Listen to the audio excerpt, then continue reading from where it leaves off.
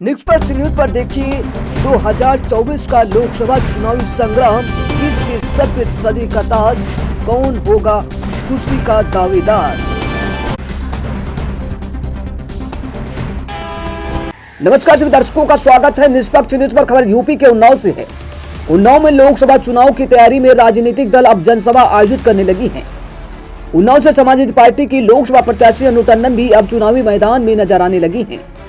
इस बार समाजवादी पार्टी की नई रणनीति देखने को मिल रही है। उन्नाव के सभी ब्लॉकों में कार्यकर्ता सम्मेलन के जरिए अपनी बातों को जनता तक पहुंचाने के लिए कार्यकर्ताओं का सहारा लिया जा रहा है।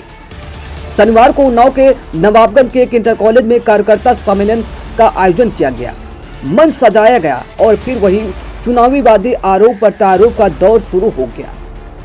वही पूर्व एमएलसी सुनील सिंह साजन ने अपने प्रवक्ता वाले अंदाज में भाजपा पर राम को बेचने का आरोप लगाया।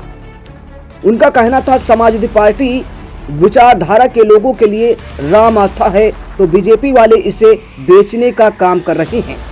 यही नहीं, किसान और नौजवान के साथ गोंडा से सांसद ब्रजभूषण शरण सिंह पर भी तंज कसा। कहा, बीजेपी का सांसद होने के नाते उन्हें बचाया जा रहा है। देखिए निष्पक्ष न्यूज पर हमारे संवाददाता रवि राजपूत लोकसभा प्रत्याशी अनु टंडन से खास बातचीत किया।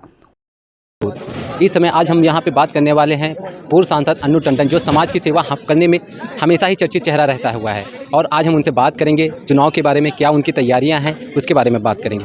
हम नहीं करते चुनाव की तैयारी, जनता की तकलीफ़ें करती हैं। चुनाव की तैयारी जो हमारे सहयोगी हैं, पदाधिकारी हैं, नेता हैं, वो करते हैं। और आज की इस कार्यकर्ता बैठक में जो ब्लॉक स्तरीय थी, उसमें आपने देख ही लिया कि इतनी ठंडी में, इतनी परेशानियों के बीच किस तरीके का जोश हमारे साथियों का है।